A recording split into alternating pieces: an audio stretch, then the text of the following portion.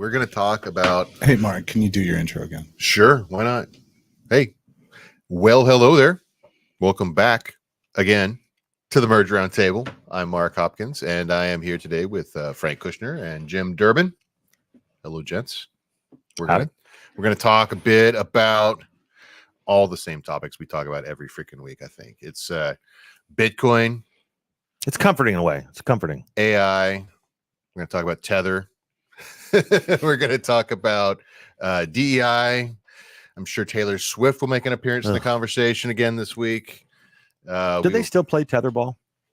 Tetherball? Yeah. Do you remember how much fun that stupid thing was? Sure, someone does. You get a pickleball now. No. You get you guys remember what I'm talking about? You get a tire, you fill it with cement, you get the pole, or you put the pole in the backyard, and you just smack that thing around. And then once you get it, you're just jumping. And I miss that.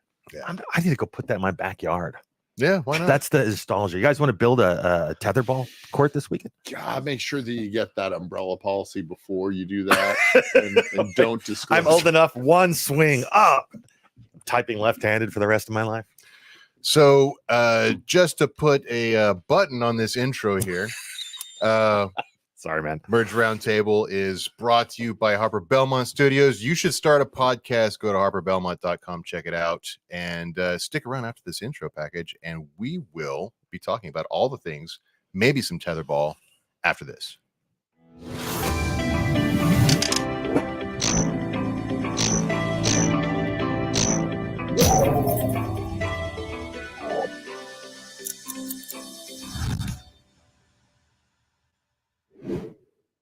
Figure we give people an opportunity to understand that it's possible to sponsor this show. It's not just a joke about your coffee cup. I know. And also, just so people know. Oh, you got some aged news there. I do, but at least you know it's the right date. This is truly the right. This is Frank's witness thing here. I am really I'm in trouble. What's shocking is how many people might not know what that means. They might not understand why. Because who has newspapers? Yeah. Well, how else are you supposed to actually find out whether or not it really is the right date? Because how can you prove it? We can fake it. You can print. I could make and print that. Right, literally, right. Microsoft Word has a newspaper template. You could print that yourself. And so, what was the big occasion aside from showing us that we because we all know what a newspaper is. So what was fun about it was I really, as you guys know, with my fiduciary bent that we've been on lately, I just couldn't help but seeing that the first thing I see is sharing the pain, and it's talking about the cost of medical insurance rising in 2023, and again next year they're expecting another 4 to 6% rise in it, and then they wonder why. And right next to it is a whole separate story about a hospital and their lawsuits, and it's taking a toll on the town because the hospital is actually old school, argumentative style in front of a judge, 4,000 to 5,000 lawsuits at a time being settled and collecting money from people, getting judgments on people in the community that have used the hospital. Right. So it's why is healthcare costs going up? Because hospitals are doing things like this, and they have to because they're trying to stay in business themselves. So I just thought it was interesting. And then, yes, I absolutely wanted to start taking some of the grief on what this actually is. Think how strange it is there are people watching this that they've never seen someone pick up a newspaper and read it on camera. They can't imagine that. I mean, you see it in movies, maybe. I don't know what movies they watch. Jen and I were talking about doing a merge newspaper because we found a just-in-time print delivery service that will actually do it for remarkably cheap. So if you want a merge newspaper, I mean, just, leave a comment on wherever you're seeing this and let us know how much you're willing to donate towards that production. Exactly. Yeah. No, you have to pay for it. That's the thing. Age news isn't free. No, real news. I wonder how much of that's written by AI now. On that piece of paper? That's a good question. Yeah. So we're going to talk about AI safety. That was the big thing off the top because President Biden has put out an executive order that amongst many, it's like an omnibus AI EO because the one he did back in November. They were working on it. Wasn't big. Right? Well, we've already put one out, but now there's another one. Okay. This one has a lot of mandates for, how the government needs to use AI to reduce the cost of veteran health care and just like all these weird esoteric things like that.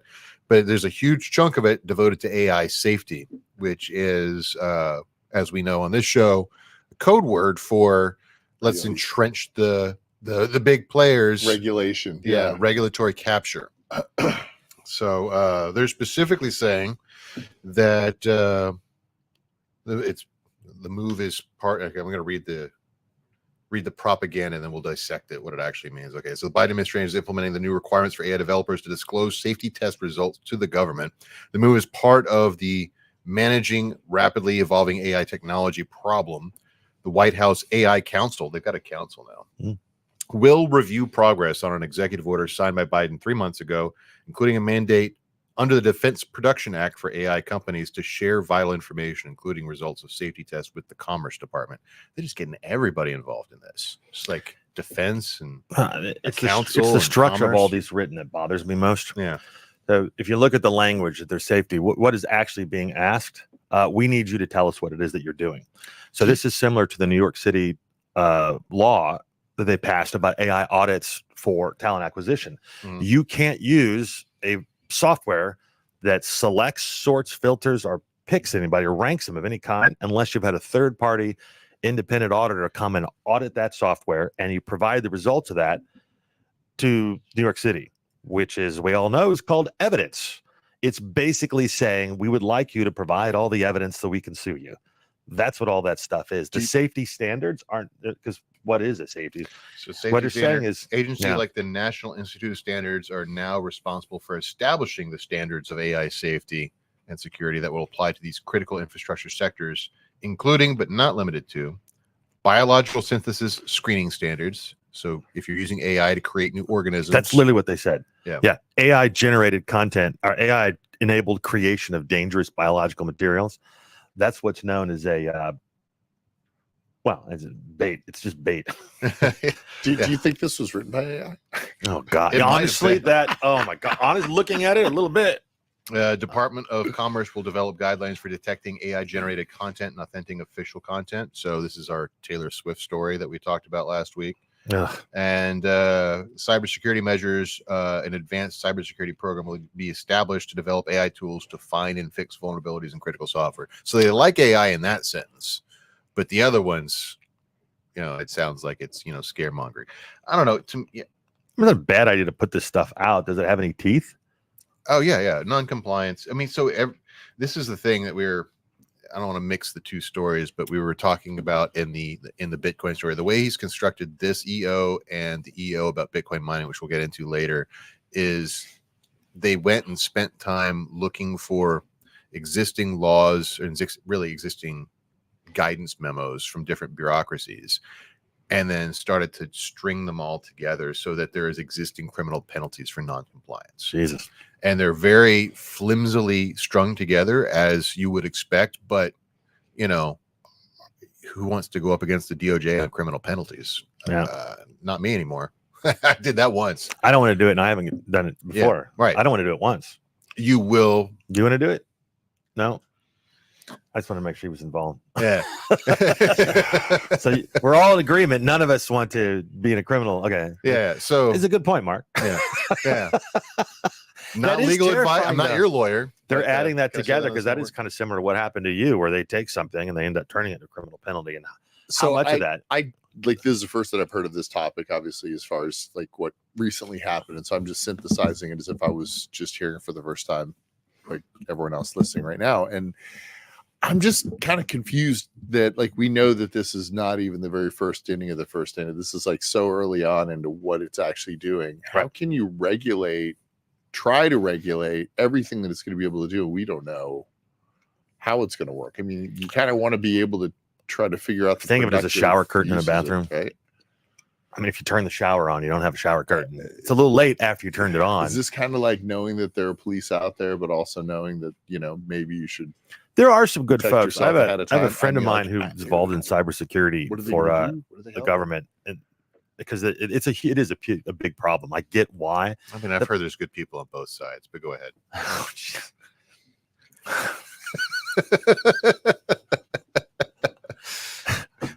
sorry. I'm sorry. That was on me. I took a shot at you earlier. It's only fair. Truce, Nepo truce. Yeah. No, so the guy's Andrew is involved in that. He talks about it all the time, that there are concerns. It's good that the government's looking at that. They're coming up with different things involved. And of course, now you have James O'Keefe with the cybersecurity guy from the White House, the guy just flat out spitting out secrets for a date, or at least pretending it. Did you see that one? I mean, I heard about it. I haven't watched it. He sits down with somebody who's with the White House, who's in there, who's in cybersecurity. James O'Keefe, who's well known, has been doing this now at this point for at least 15 years. Yeah. 14, 15 years. All he did was put on glasses and a fake gay accent. It gets this guy. I mean, the number of times that they go out on dates in DC, and the guy didn't even notice it until he goes, haha, it's me. He really did literally, that? and then chased him out the restaurant. Oh, because the guy was saying some, I mean, I don't get it, all those things, but the point is that that's cybersecurity in the government. I mean, the truth is OPSEC doesn't work anymore. What really bothers me is now we have to tell them who every registered person is, every $600, the amount of stuff they want to share. Why? I feel like the same way I do with social media companies. We're like, well, give us more. We'll follow up. I'm like, I don't want to follow. I don't give you any more. You have enough. Do what with what? Why do you keep asking for more stuff? And the answer is they're lazy. That's what it really comes down to. You've seen that where it's like drunks looking for their car keys under the light. They want you to hand them the information. Yeah. And I just, at a certain point, I mean, when you do RFPs and stuff, how many paperwork do we fill out that's some random thing that I don't think people realize? The amount of time not spent just feel incredibly intrusive. Like for no reason, that no one's ever going to read it unless you get in trouble. That's what annoys the shit out of me. There's no point in it unless you're getting in trouble. I mean, I know we don't have a here's constitutional right to privacy, but like it feels like if I don't want to talk about something, I shouldn't be compelled to talk about something. Like this is so right now they're not coming and knocking on my door, right? Because I don't fall into the I'm not using enough CPU cycles to qualify. That's literally what it is. I'm not using enough CPU cycles to qualify. But let's say I was working for that job for Stram, or I'm doing some RFP related stuff where I'm analyzing data at scale. Contracts, yeah. I could theoretically fall into the category I'm using enough CPU cycles that now I have to start reporting. Now I've got to report on all the stuff my code is doing. First of all, I'm a solo operator. That's an incredible burden on me. Like I'm barely managing my, the contracts and the jobs and my day-to-day responsibilities as it is. Now I've got to orchestrate a whole reporting arm for my one-man operation. I mean, that's essentially what's being asked here. Yeah. That's why it's gotten so much harder just to start and run a small business and do anything. But that's the thing. This is what kills me. Is it gets so hard that people, I actually saw someone the other day saying, everyone telling you work for yourself, because the joke about working for yourself is quit your job, get paid less to work 80 hours to be your own boss. Right. That's the thing about, I see people going, actually, it's pretty good to have a job. And I have seen people say some pretty crazy things like, I should just quit and go on welfare. This is too hard. And that's just basic inflation stuff. If we're not creating stuff and it's just the government, I mean, at a certain point, guys. So you've got to take a look at this part I can speak to. The people who actually create new jobs and small business owners, and like there's amazing, great ideas that never scale because no one's looking to scale that. Right. And then you've got an operator that has a vision that is able to take that one idea and turn it into something that's like, fastest growing blah in the nation, makes Inc. 5,000, Inc. 1,000. That takes a special person because they know that they are willing to scale. But in the beginning, all these smaller operators that don't even fail, they just maybe don't make it past first generation and then retirement, right? And that has to do with they may not be doing stuff right. When people call me up, it's not that they've done everything right. They might not have started up a retirement plan yet. They might have started the wrong retirement plan and now they have headaches with the risk. So people will do stuff, and it's not until they get caught that they realize that they did it wrong, or they figure it out right before they need to make a jump to the next level. Right. And that'll be an $80,000 fine. So that may be the fine, but hopefully they get through enough of it and realize before they hit whatever wall it is that regulatorily burdens them, or before they need to take in additional capital, they get counsel from somebody who's looking to put that money in, is ready to make that conversation happen. Right? Because maybe if it's just you bootstrapping and it's not doing anything and making enough revenue for you to actually want to scale it, hopefully the people that you partner with would know that, hey, you were too small at the time, but now with this extra microscope on you, you're probably going to need. But look at what we're talking about with AI, and so just to push back on that idea, the whole reason why these AI projects work in many cases is because you're able to cheaply dig at problems that don't work at scale because it requires human intensive labor, right?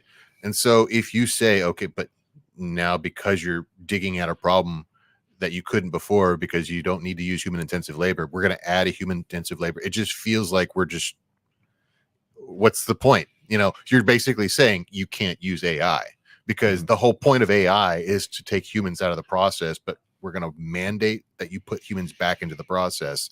So it just feels like a de facto way of outlawing AI. Or at least making sure that productivity is recaptured somewhere else so that they don't have to come up with the true value of what a human life would be. And I don't know. So it's like that cartoon you sent me this week. It's like I'm feeling like ending it all, man. Don't do it. Your life important. Is worth something. And it turns around, it's the IRS saying something. Yeah. I mean, I guess to kind of button up this story, here is a headline from 2019 from the UK Independent. AI deemed too dangerous to release has made it out into the world. And what it meant by too dangerous to release, extremists could generate synthetic propaganda and white supremacist screeds at will. And it's been released out into the world. We don't know how to stop it. 2019, I have not seen any white supremacists farm out their work to AI so far. They're still doing it. They're still keeping it on the farm themselves. I mean, it feels like they enjoy when you love what you do, you never work a day in your life. And I don't see white supremacists saying I hate my life. Like they still love doing what they do. You'd think they'd write better. That's the thing I never got. Well, how can they put the word supremacist? And I mean, it just doesn't make any sense. I mean, I guess it's good that there's not like, Nabokov level. Yeah. I mean, I guess this is a positive thing. Right. This isn't something we should complain about. Yeah. The AI. It's kind of like when they're talking about these safety standards. It's a bit like imagine a short movie or a clip of Melissa McCarthy as a cop jaywalking tickets to Arnold Schwarzenegger as the Terminator. Because if AI is this dangerous, like they haven't thought it through. If it really did, it's a little late. It's not even the barn doors. Yeah, it's over. It's just it's the hangar for the T-1000 is what is even the point if they're scared of doing it? Because that's not the point. It's not. It's exactly what Vivek said on stage at the North American Blockchain Summit. It's not that they are misunderstanding the technology and trying to apply a bad framework to it. They understand what it is they're doing. They're just anti-innovation. You have to look through the lens of Washington. There's a bill that they're trying to push to the Senate right now for the immigration on the border. And it's being acted like, oh, we just found out about this. We have to move. The Republicans and Democrats have to work together to make sure we solve these crises. As cities are having problems spending billions, we're not sure what to do, blah, blah, blah. And it turns out the thing was written 4 months ago. It's just like the Patriot Act or the other stuff where literally Washington has like shelves. It's like the military where they say, what would we do if 4-foot aliens came down and invaded Rhode Island? Let's see. I think Tommy worked on that in 1964. We bombed them. Yeah, I mean, it's pretty much what... Oh, right. As you say that from there. I mean, that's that because they have all these and then someone comes along later and goes, they created this contingency plan. They had it planned the whole time. You're like, no, they have like 1,500,000 of these things. Yeah. But what has he said?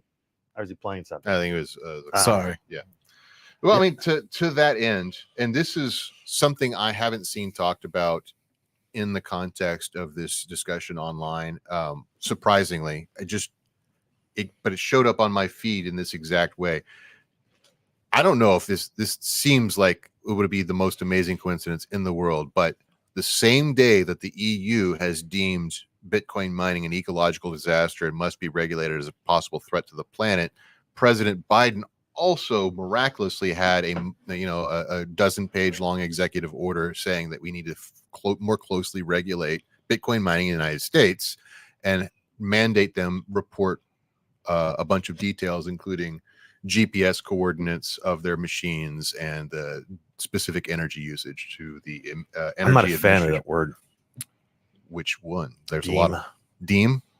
Whenever somebody says, "I seem to deem this or that," I'm just like, "Who are you?" I want to start cursing at him. Who Right. up is you? Well, so You deemed that? the WHO in this case is the European Commission. Exactly. I think it proves my point. They labeled the Bitcoin as environmentally harmful, a threat to EU energy security, and a haven for financial criminals, potentially leading to Is a blowing de up the facto Nord Stream EU ban. pipeline bad for EU energy thing, or is that not a big deal at all? I mean, you can't. It may be bad, but if it says something bad about Russia, you can't. I'm just saying there might be other things for energy security that are a bit more important than. Yeah. No. Yeah. We're talking about at best, this is 2% of the total grid in the EU for sure. I don't think you understand the conspiracy that's unfolding in front of us, and it's very obvious. And we can tell from El Salvador adopting Bitcoins. Mm-hmm. Yeah, it's very clear that the government is trying to drive rich, successful people like Musk and others into hideouts in the layers of volcanoes, where instead of being dormant, they're using those volcanoes to mine Bitcoin. We're creating supervillains around the world, but the only people who can afford to use Bitcoin have to live in volcanoes. I mean, it's literally true. They are mining Bitcoin in a volcano in You El thought I was just Salvador. making Like, it's not even a joke. That's actually what's happening. You had no clue it was going that way. Yeah. So How does that work with like cooling? well, I mean, so it's all about energy, right? They don't put the miner in the volcano, but you're using geothermal energy to power the mining facility, which is nearby. It's like a dryer Okay, vent. You know that's how a when you little can smell- misleading. A little misleading. When you walk past a house, you can smell if the dryer's on. It's like that. Oh, they're making Bitcoin today. See that smell? Sulfur? So yeah, there's a lot here in the EU paper, and it was miraculously completely mirrored in the Biden executive order. And I spent a good hour today in a bunch of Twitter spaces that were being held by industry associations in America for the Bitcoin mining industry. Nobody mentioned that this was part of it. Nobody seemed to be either mentioned or wanted to acknowledge this part of like a concerted effort globally, like the EU coming out in the same day as the executive order. That's obviously not a coincidence. Like somebody had a meeting in Davos a couple months ago and that was it. Then the other thing that I found particularly puzzling and perhaps infuriating, which makes me feel really bearish, quite honestly, about the future of Bitcoin mining in the United States, is the fact that everybody and every association that was represented on that call, with the exception of one, was treating this executive order requiring them to provide a bunch of very intrusive information as completely blasé. Oh, this is not the hill we want to die on. We want to be transparent with the government. We want to give them our freaking GPS coordinates. It just, to me, seemed absolutely delusional about the future of what this means for the industry. Like, as someone who literally went to prison for disclosing information, regulation, disclosing information to the government about Bitcoin usage, looking at the pattern of evidence about what's being asked and thinking, oh, this is just fine. What planet are they on? Like, I don't get the thought process that, like, I understand what they're saying. I understand the words that are coming out of their mouth. They're saying, well, we want to be transparent. We want to provide this information, but doing it under the guise of an emergency executive order seems really problematic to me. Does the government have the GPS coordinates of every electric substation? I'm just curious. Probably not. They don't have, so they have data. There is the organization they're asked to be required or asked to be providing information to does have some of the data like that for electric companies and for large scale users of electricity. Because it's my understanding that if you, let's say that you are a data center, you're an actual data center, you've got a footprint, you have a lease, you've got 5 megawatts of capacity on your data center. I kind of feel like the electric company already knows you're a data center. Correct. Absolutely. So why not ask the electric company? Give me your client lists. Like, And what the address when is. has it ever been helpful to self disclose to anything for anyone? Right. I often come home and would tell my ex-wife everything I did wrong that day in the worst context possible in case she wanted to use that against me. Yeah. Just because, in fairness, because she wasn't there, I got to tell her I had too much fried food at lunch. I was playing a little Candy Crush at 3 instead of finishing that document. I looked at a girl in the subway. I looked back, but I looked, and then I wrote it down and handed it to her, and then had it notarized, of course, just in case she wanted to use that in the future. What are the teeth? What's their Teeth like? is Mark. Here's a compliance thing. You didn't follow up. It's no big deal. It's like your franchise tax in Texas. This You is have an exactly LLC, what I was asking. You don't file that piece of paper. It's a $50 fine. Even if you didn't make any money and just had it sitting out there. It's a small thing, not a big thing. You should have filed the paperwork. What happens when it's 15, 20, 30 pieces of paperwork? Or if you don't click a box on the SEC website and they use that to say you're running an unlicensed money lender operation. I mean, that's the whole point, is to wait until they need you and then they hit you. Hey, Frank, we need you to quit talking about this. Or I can't help but notice you didn't fill out this form in 1988. Is there an actual regulatory agency or body and fines specifically addressed or attached to it? That's my question. Civil and criminal penalties from the EAI, which is the Energy Administration, or EIA, NRBG, And that's Information what Administration. we're saying, that like some other countries' fine is acceptable to the United States. Like, No, what- it's what- it's the EU thing happened the same day as the executive order thing. right. And the executive order has penalties of some sort. The executive order has penalties through the EIA's current method of enforcement, which I haven't looked deeply enough to see which branch of government the EIA sits under, which division, but they're just like the other alphabet soup I organizations. mean, they have Commerce, they have DHS, National Institute of Standards and Technology, so DHS and Commerce. Surprised the SEC isn't asking for something extra for it, but I mean, those are the two big ones. They specifically reached out to, I think it was 84 independent crypto miners, Bitcoin miners in the United States, and said, you must respond to this survey under this executive order. And if you do not, civil and criminal penalties may apply. 84 is not a lot, but it's all the big ones that you've heard of, certainly all the publicly traded ones. And if they start there, where are they going to end? And here's the other thing, to your point about data centers, they're not going after traditional data centers. They're only going after Bitcoin mining data centers, which is specifically, it's unequal application of the law at the very, very minimum. Those data centers Seems like it would be very easy to fight it on those grounds.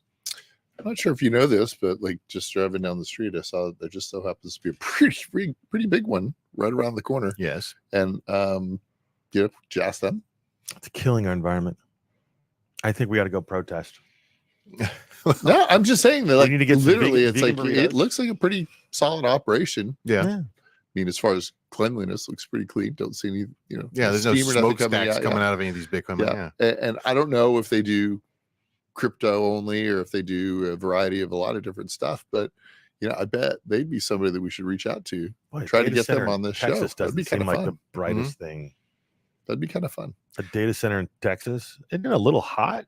I mean, it's actually, Texas is a great place for a data center. Really? Yeah. Why? Well, number one, Well, different grid, so there's some so backup stuff. but- there's a lot of energy benefits to it.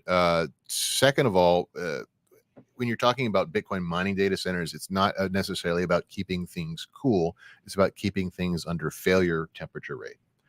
And so really doesn't matter. And these things like fail at like 115, 160 degrees Fahrenheit, somewhere in that range. Yeah. So as long as you can blow out the hot air to below that level with just fans, you can run it in the middle of the desert, literally in the middle of West Texas in a container.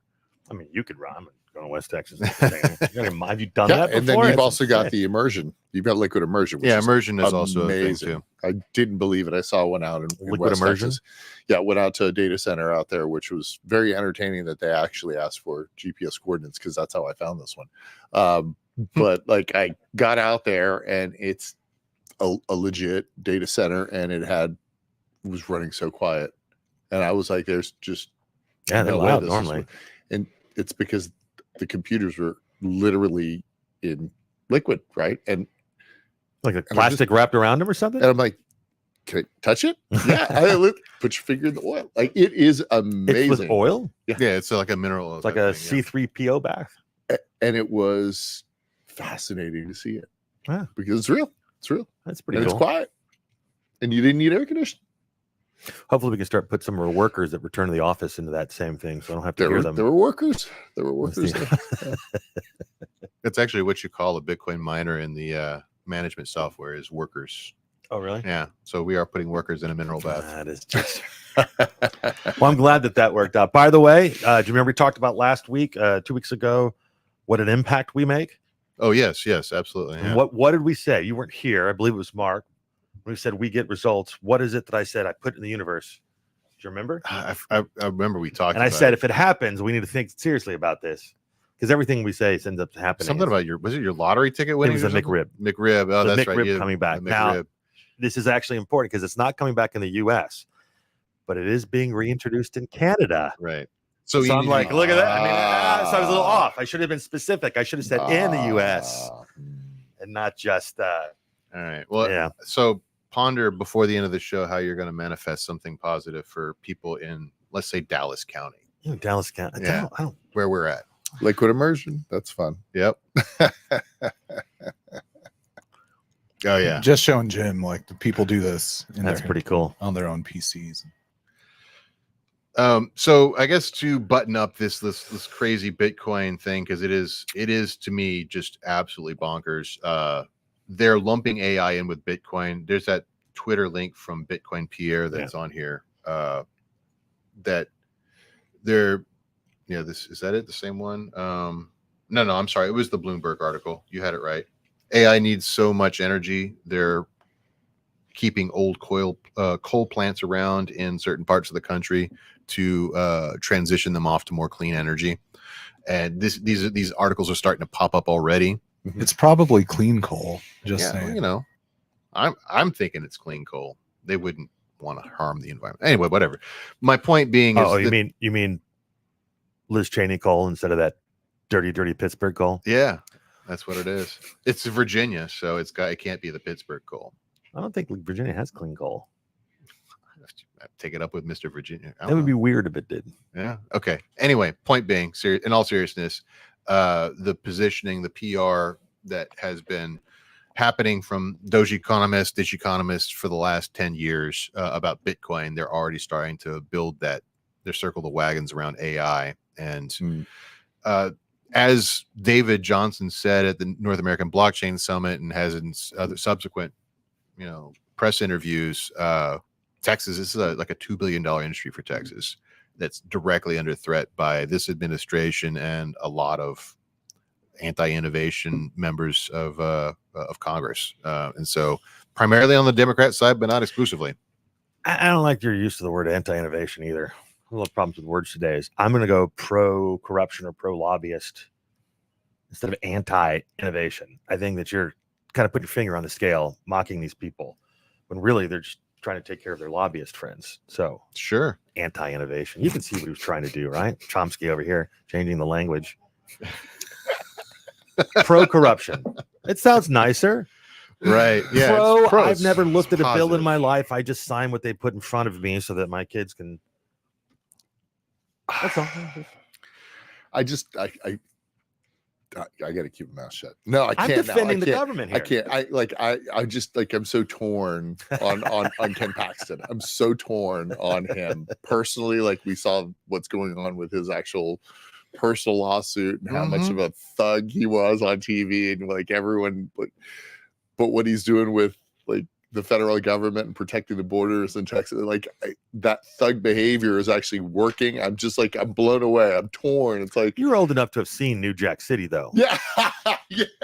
It's like, I mean, I love that. It's like, thank you. You nailed it. There we go. I'm good. I don't feel so bad. He buys baby formula. I don't care if he sells crack to him. I mean, He's growing a new generation of customers. if I pretend that I'm not an anarchist and I talk about politicians, I feel very torn as well, because you've got Ted Cruz, who represents a lot of kind of repugnant viewpoints in terms of where I sit politically, that is probably in Congress one of the best, most informed and intelligent people to talk about how Bitcoin mining is actually positive for the grid, positive for energy production, positive for keeping the lights on when you've got freezing weather outside and it's in danger of otherwise going down. Like, there's nobody better that talks about that. There's also nobody better to use as a punching bag whenever the weather does get cold and he's jetting off to Mexico because he doesn't want to be around when the real problems hit. Like, Oh yeah, it was Cancun. Right? yeah, Cancun, right? So like, I'm very torn when it comes to literally any politician, because it's very hard to say anything good about them for very long, because the more you examine them, the more problematic they all become. Yeah. Yep. Yeah. Well, I mean, Yeah. I was just ending you with some very Thank you. Winners- Appreciate it. winners don't go to DC. Period. yeah. They don't. They don't go to DC. Everybody know. We used to know this stuff. Mm-hmm. If you're pretty but dumb, you go to LA. If you're ugly but smart, you go to DC. And if you're pretty and smart, then you go to New York. That might have been the New York centric view of stuff. Sure. Yeah. Is that why you went to LA, Jim? Because I mean, hats off to you. I was misinformed both at my level of attractiveness, and I was not informed how. I don't know. I went from Florida to California, so there wasn't really that much of a change and not bright stuff going around me. Right. Tampa to LA is really more. Florida man to California man is really just a change of scenery. Yeah. I just like to think that, if you're wittier than you are pretty, you should probably stay out of loud bars, So Fair. Which one am I? This is it's like a middle school taunt. It's amazing. Like, I have to sit there going, am I witty or am I pretty? That's weird. Which one? And then I'm just stuck in my own little head for a couple of hours. Yeah. Wow. Well done, Frank. Yeah. Jim, Well just done. embrace being the himbo of the podcast. It's okay. Well, I live in my own fantasy world. I think we can. I just don't know what happens to you people when I'm not in view. Like, do you guys disappear? Do you keep running subroutines of your own? Frank thinks, therefore we are. So what do you think about this, Frank? Tether. So someone put out a interesting, like, I don't know, it was an incomplete thought, but then it took and went viral and had some legs. Is Tether perhaps the best business ever by a variety of metrics? The first response was, please go on. And he's like, I don't know. That's all I got. But then like a bunch of other people actually came in underneath it. If you use the metric of revenue to number of employees, I think they got like 19 employees or something at Tether, maybe it's 29 employees. It's ridiculously small. They've got a $1 billion market cap. No, sorry, not 1 billion. It's a $100 billion market cap. That's a difference of 10, factor of 10. That's substantial. Now, the way that goes from here is like, they would have to have some sort of an exit event to actually justify that valuation. But, if there's only 19 employees at that company and they have that much revenue coming in, I mean, I had this conversation yesterday with a guy who had created a bot and did very well, for years with that bot. And you have to pay your taxes because you just don't have any expenses when you have technology. It's like your compute and your electricity bill, right? That's pretty much it once it's done. And I think that's what you're seeing. And like today with Facebook and Amazon, killed it, murdered their numbers, just absolutely out of control. Facebook was up like 20% earlier today. I'm not sure what it is right now. That being said, it's a complete program. Sure, you want to continue to innovate and come up with other ideas to keep people on the platform, but you've got a pretty captive audience and they've got a pretty compelling brand. And that's why, like, how many more employees do you need from any of those companies? Right. You don't need as many developers. And then it eventually becomes maybe like an Oracle, like a utility, electronic component type program process. But right now they're creating and innovating and don't need that many employees. So I wonder how long before, as we've seen, more of these employers start to scale back, because we love what you've done for us after 30 years. We appreciate it. But yeah, you're not getting this bonus. We're going to fire you via Zoom 5,000 at a time right before you do that bonus. I just saw that on someone's LinkedIn the other day. It's like, well, yeah, makes sense to the shareholder for shareholder value, I guess. Yeah, I mean, so if you go down the list, so the $100 billion market cap is based upon hard assets backing them, right? So like, it's not even a question is that what they're worth? That's what their audit says, right? Right. Okay. But when you start talking about, okay, so profit, where do they get their money from? Mm-hmm. They reported a record $2.85 billion of profits in the last quarter of 2023, with a total of $6 billion in net operating profits for the year. Wow. Off of low double-digit employees. Profitability is primarily due to interest earned on its vast U.S. Treasury holdings. Reverse repo, money market fund investments benefiting from the Federal Reserve's interest rate hikes. Wait. So let me get this straight. Remember, we talked about regulation is it's the incumbent that wins, right? Mm-hmm. That was Bill Gurley. They got regulated. They were forced to buy treasuries. Right. Their interest with all their deposits that didn't all leave them, basically locked in at pretty much the high of the market. So now they've got a higher mark on the value of their bonds, as well as a very high interest rate. Are they public? They're privately held. I know. Yeah, they're good. They're good. They're good. Really good. They're good. Yeah, they're good. They are again, the dominant stablecoin player in the market. Don't get canceled if you work at that company. Don't get fired. So they claim that they're backed 1-to-1 to US dollars. It's actually not true. It's over collateralized by like a significant percentage point. I think it's like 300 basis points, 600 basis points, something like that. Which is such a funny word. Yeah. So I'm not wealthy. I'm over collateralized. I like that. I'm gonna steal that. They're 100% not going anywhere. Like there is a strong. So this was the big zinger on the thread. If the U.S. government was S tier and not tearing itself apart, it would have shut down Tether, copied the whole playbook, buying its own bonds, backing all digital assets with USD, and securing another century plus of hegemony. Instead, we got Gary Gensler. That's funny. Oh, wow. When they say S tier, are they talking about the Mercedes, or are they talking about like the superhero rankings and one punch? Like, that sort of thing. Yeah. That is fascinating. This is crypto. Come on. When you told me that they had that many, like they were like the single largest creditor on that particular, I was like, oh my goodness. I mean, they basically have been. That's basically the US dollars. See, you know what I mean? We'll be fine. Everything's in great hands. They are single-handedly promoting the usage of US dollars south of the border more than any other government program, intelligence, military, or banking or otherwise. Like because it's so easy and cheap to use on the Tron network of all things.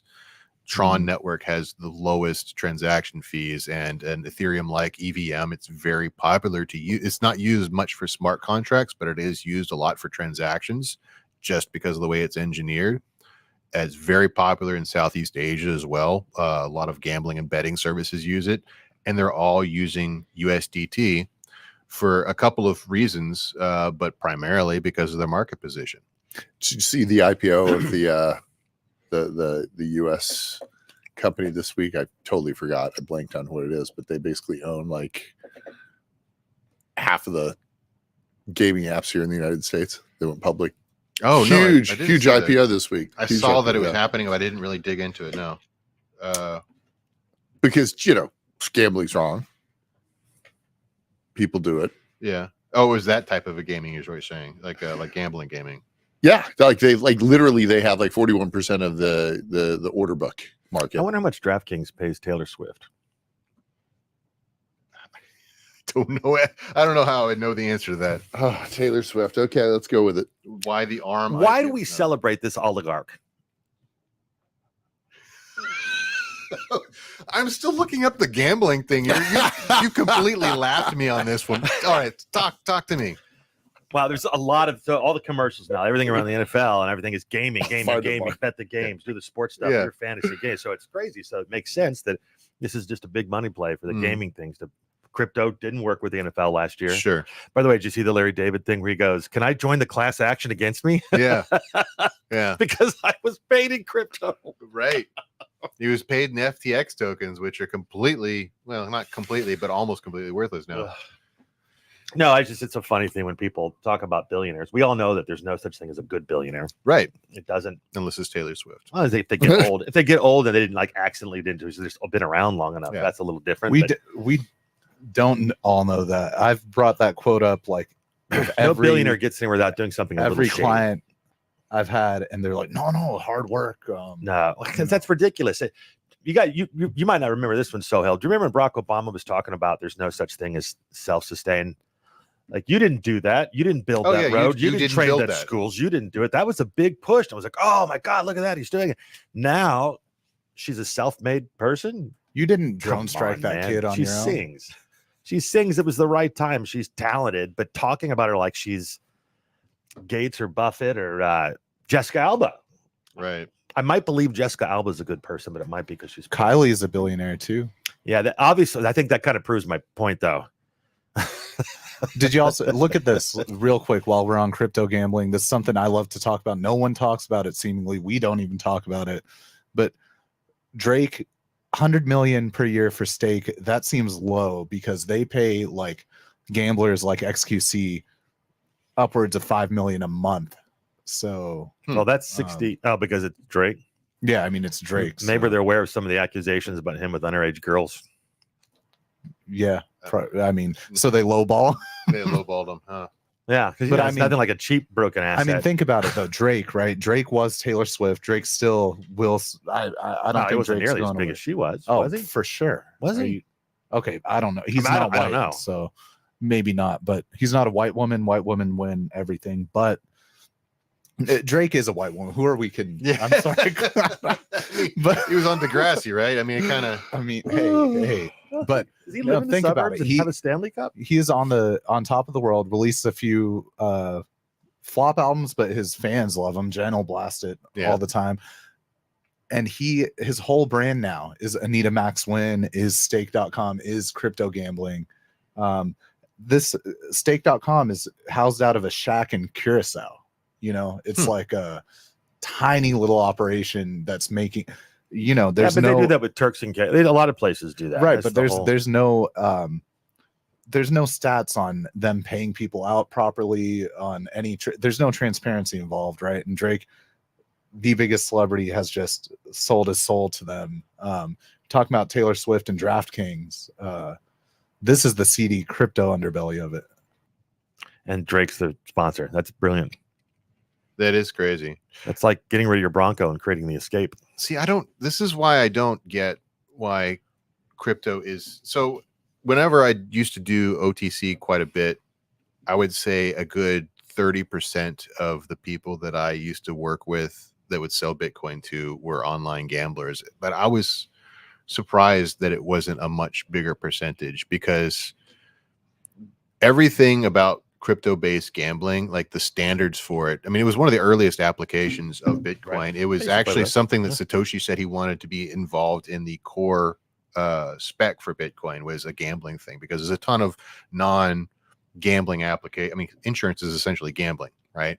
And so that's a major, enterprise application for blockchain technology, and that was something that was kind of thought of as, something that you could do with the Bitcoin protocol. Ultimately, it was kind of considered to be too. And it came right after they shut down poker in the U.S. Remember, online poker was a big deal, and then they banned it. And then Bitcoin comes along. It was a way to. But Satoshi Dice was one of the dominant applications for Bitcoin for the first, I would say, 5 years. A bunch of dice, like Just Dice, was really huge. And they all, not only did they use crypto as a means for using for payments and transactions, but they were also using the hash generation capabilities of the blockchain to have provably fair odds in all variety of gambling applications, because you are seeing the massive network computer of Bitcoin generating these random numbers every 10 minutes. Mm-hmm. You absolutely have a way to say, okay, now that dice roll wasn't faked, or those dice weren't loaded, those card deck wasn't stacked against me. Mm-hmm. It's provably random, it's provably fair. And the payouts, same thing, right? Money goes in, you can see what's in the pot, you can see how it's how the odds are stacked and money comes out. The fact that there are any non-crypto based gambling operations left in the world blows my mind. Right? Why would they not be? Why would you play anything that isn't provably fair unless you just want to flush your money down the toilet? In which case, my Ethereum address is risen.eth. Flush it down that toilet. I'll take care of it for you. Risen.eth. It was actually FanDuel's parent, Flutter. Mm-hmm. So, and it's like 30 some odd $1 billion market cap now. So that's nice. I wonder how many employees they have. We'll look that up later. Yeah. Should we just quit, go to the islands, and start a gambling thing? It's going to be hard. They own all the algorithms. They know exactly how people are betting. It's kind of hard to displace those guys. There's one of my partners that's We'll probably just pay watching. somebody. We'll pay a founder. in sweat How equity. much did it cost? How Sweat much was equity. Drake? What did we need to pay for Drake? I don't need 100 million. Yeah. I need a discount Drake. I need to go to the mall and find someone trying to sell me some CDs still. 30, just shy of 37 billion in market cap. That seems like a lot to pay. Shlomo is probably watching right now. Shlomo from Free Rostow. He is probably cringing at this conversation because I had a hand in turning down a contract for him and me to create a crypto gambling operation just because I felt like coming straight out of prison, it probably wasn't the right career move for me. Right. And he just saw all the dollar signs and said, but come on. So, That's how I feel about your RFP engine right now. yeah. Okay. DEI. So this continues to come up. Mark Cuban got into some hot water On Twitter. again on He was Twitter about fighting DEI. with a rabbit. That's Yeah. the funny part. The handle was called Rabbit. Well, Like here's Rabbit what I down. don't understand why he wants to actually engage in this. He was talking about on a podcast I heard recently how he doesn't like to bungee jump. He's afraid of heights. He seems fairly risk averse. It's like he's literally just monetized an asset.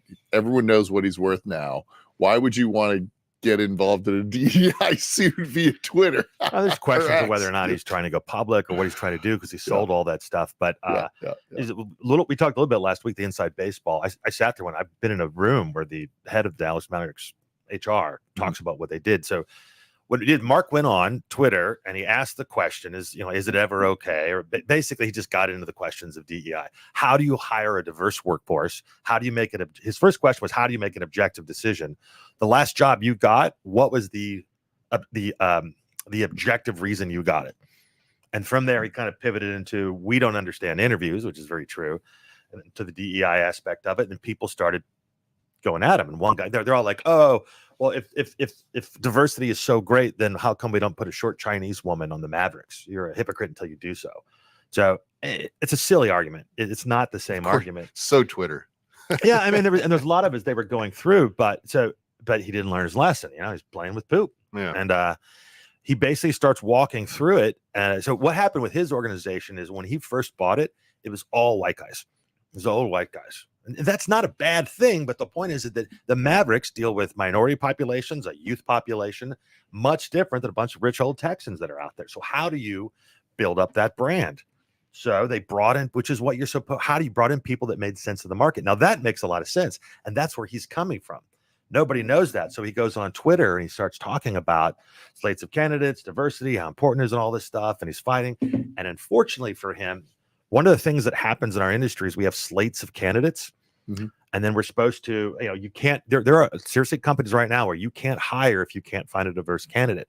It's going to be hard to find that Somali engineer in Des Moines, Iowa. They'd rather just not hire. Well, it turns out he's talking about it. He goes, I don't use race as it, but it's one of the factors. And the EEOC commissioner pops on one of them and goes, yeah, dead letter wrong. What you're doing is illegal. And so when the EEOC pops up and says that, and then he's trying to talk through it, and in his fairness, just because the commissioner says something doesn't make it true. There is a process and all those, but she was like, it's dead letter there. I think Title VII. So he literally has just put himself on the block from an EEO commissioner coming out and saying, yeah, you illegally discriminated your organization. Well, correct me if I'm wrong, but the discrimination and hiring based on race is only illegal if it's discriminating against not white people. If you're No. discriminating against It's white against people, everybody. it's all good. You can't. That's inaccurate. That's what many companies have taken, and this is all Scott Adams things for years about we're not promoting up, because it's a tough question. How do you create diversity if you don't clear out the top? I mean, that's it. They don't get to that point. They just jump right to the end where everybody's happy and everybody's perfectly represented and all. It's a hard decision, and really wasn't a Twitter decision. I applaud Cuban for going out there. I don't think they're going to sue him based on his statements. I think Cuban is our only hope for achieving meritocracy in this country, Jim. Maybe 15 years ago, I would agree with you. But what has he done? So this is the last time we talked about this on the show. The short clip from it got a little bit of engagement. When you were talking, I was trying to find the comment, and I found it 2 days ago from Austin CXE. You don't want a guy like me. This is quoting you, I guess, because you were talking about this. You don't want a guy like me marketing to girls your age. Yes, because the father of girls that age has no idea what they're into or how they look at things. That may be true for you people because the American family has been destroyed, but good and decent parents know so much about their children. So he's basically pushing back against the idea that old white guys at the top don't know about the other cultures other than old white guy stuff. That diversity, I don't know. I guess that's what I'm reading into this. That's a very narrow interpretation of what I'm saying. That is wild. Yeah.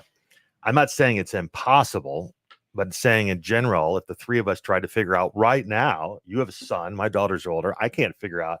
We can do market research and others, but I don't even know the language. Think of all the horrible examples of marketing. My response to that, think of the horrible examples of marketing where people went out there and they tried to rap or be cool. And we're not talking about Spuds McKenzie. We're talking about like when city council members get out there and rap or dress up as the anti-coronavirus or all the other dumb things that politicians do to be hip.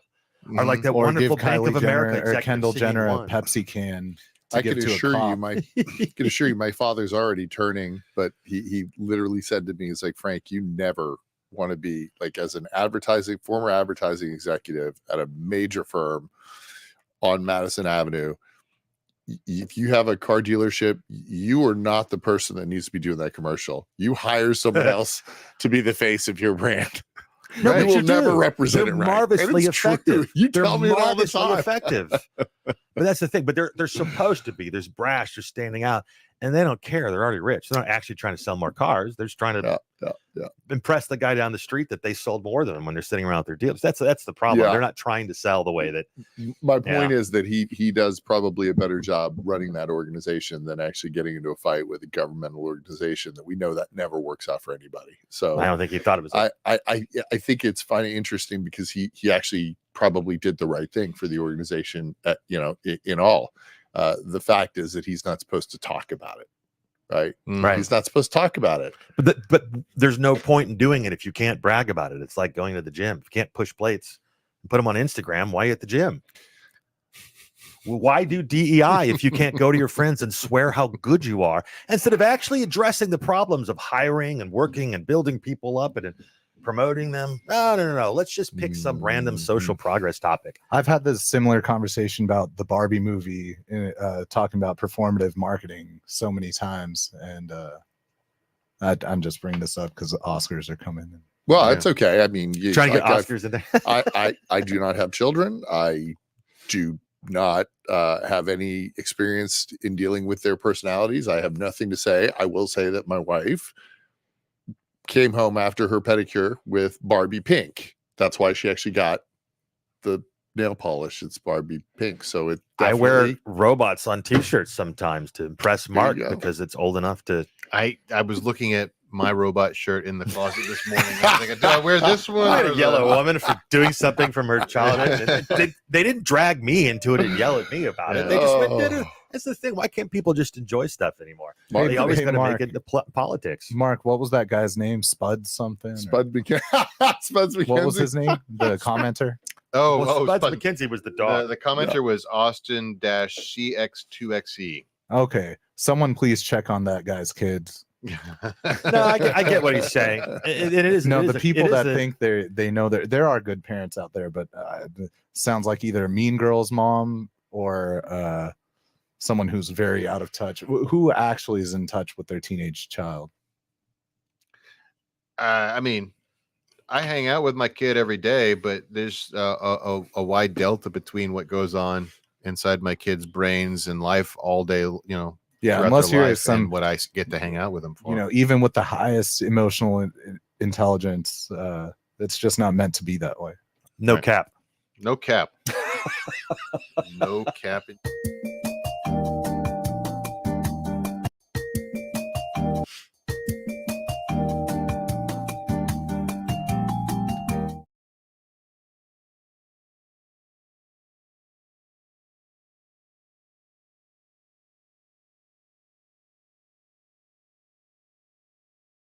She doesn't have any Russian background, so she can't be an oligarch. She's just a normal filthy billionaire who did bad things. She's killing the planet, by the way. Why are they mad about Bitcoin when she's flying around putting all those climate gases into the air? Yeah. Well, again, Bitcoin mining is only like 2% of the grid at best. The reason that they don't want In AI Texas. porn of Taylor Swift is so she can continue to fly around. She doesn't like that AI is taking all the energy. She wants to pump stuff into the atmosphere, flying around, ruining everything. It's a competition. She sees them as competition. There was a book, I think it was like Hollywood Hypocrites or something like that, and it talks about all the people that are complaining about climate change, Buying beach houses. and like, gosh, I just want to say that I think he was the pilot for the Millennium Falcon, so I'm not going to get in trouble. But he was talking about his favorite hamburger and how he'll wake up in the morning and hop into one of his planes and fly to go someplace just to eat a hamburger and fly back home. It's like, okay, Seems cool. yeah, all right, good, yeah, CO2, great, yeah, good times. They're creating something that's really new.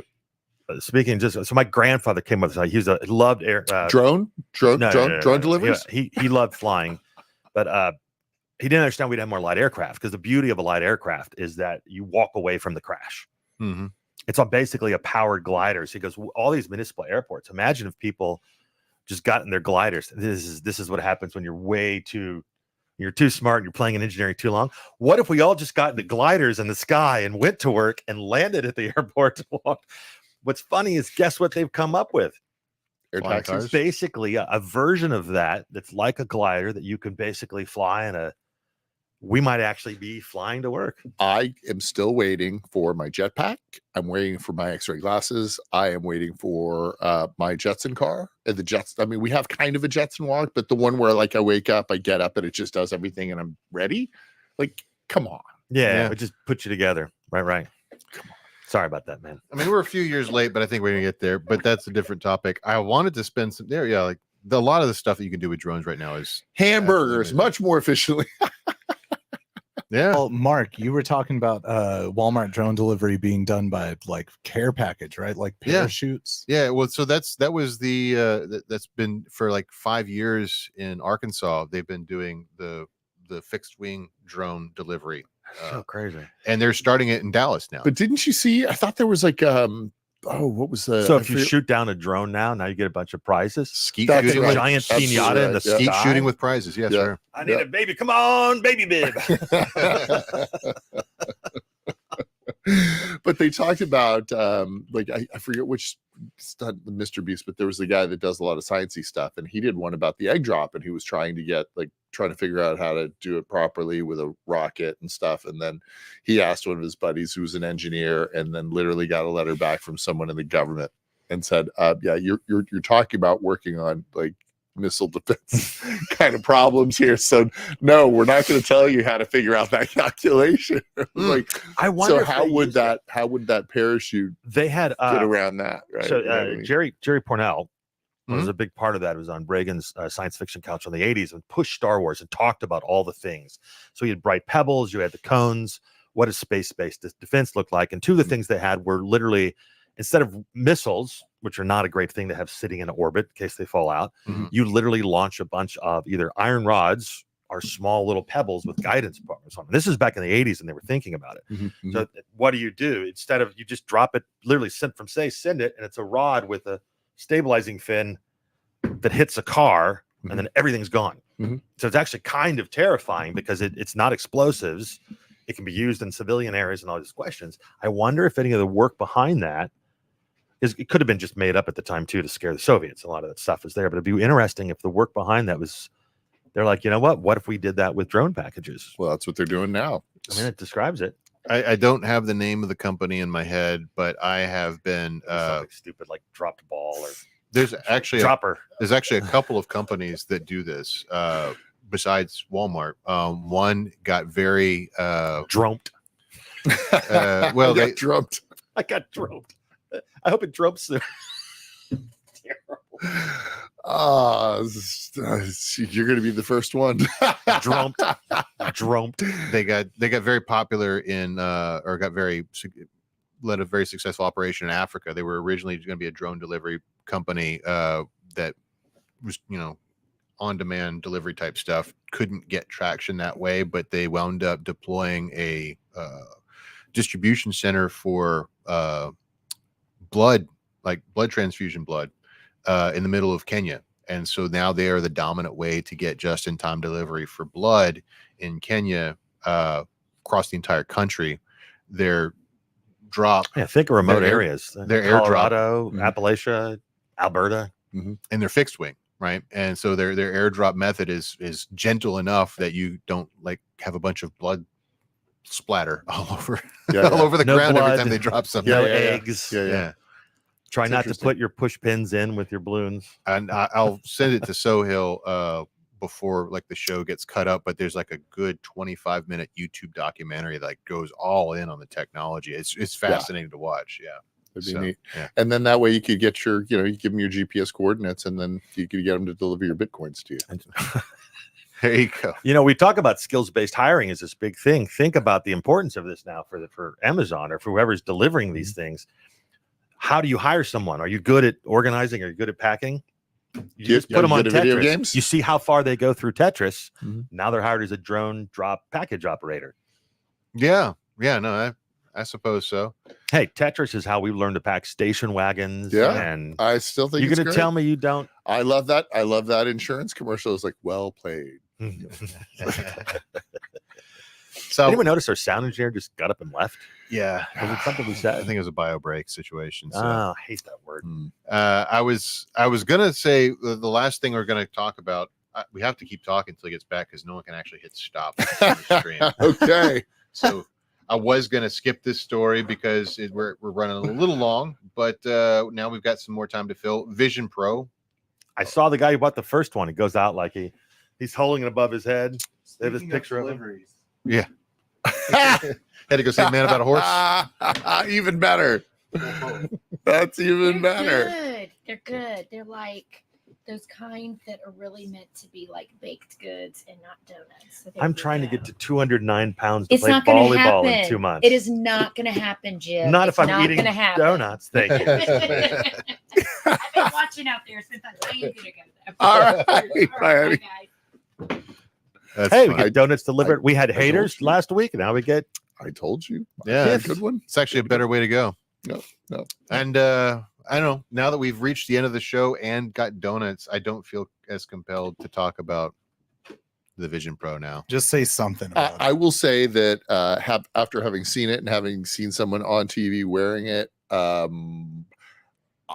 you guys like to wear them or have to wear them? I hate even wearing glasses. The Why do I thought have of to wear them? walking glasses. around? Yeah, the thought of wearing something that big and that heavy, maybe they'll get smaller, maybe they'll get better. I have zero interest. No But- interest. Pull it. The everything It's I pretty heavy. have to say about it. Pull up that OX Scout tweet, right? Where it started, how Oh, it's God, that how thing's it's going. Yeah, it's a pound and a half. It's more than this, isn't it? Yeah, it's more than that. Yeah. A pound and a half Oh. on your head. Ugh. This is That's all it. I've got. That's to the say. one I saw. That's CNBC what on the they're right. Yep. They're trying to show the Geordie from Star Trek version instead of the. Well, this is No, that was the Google Glass. Yeah. Oh, Google was that? Glass. Oh, Yeah, that's even yeah. funnier. That's how it started, and this is where we're at. We Is it are because it's immersive. Because you going don't wanna see it? backwards. No, it's the same exact technology. It's AR technology. So Had did you a prefer ordinal plastics- scale, or did you prefer the other Star Art online? What? Well, because one was augmented and one was virtual. I'm sorry. What was the question? I didn't hear. Did you prefer the augmented reality from Sword Art Online Ordinal, or did you Oh. prefer the Elysium? Well, I think Sword Art Online is going to have to be virtual reality. I can't believe that immersive. you fell for this and started talking through it. This is what he talks about when he says that we're dorks and we have to watch this stuff. You can't. I just want my donuts. Can we end now? That's big. Yeah. All right. That's it. That's No all cap. I got. You want more than that? You're gonna have to bring us some donuts. So I don't see any other people bringing us donuts here. So I think we're gonna call this the end of the show. Amazing. You're watching The Merge, business, finance, and tech news and opinion. We keep you up to date so you don't have to go out there searching for what's new. You can hit that subscribe button, hit the bell, hit the TikTok subscribe, the Instagram subscribe. We're going to keep you up to date wherever you are.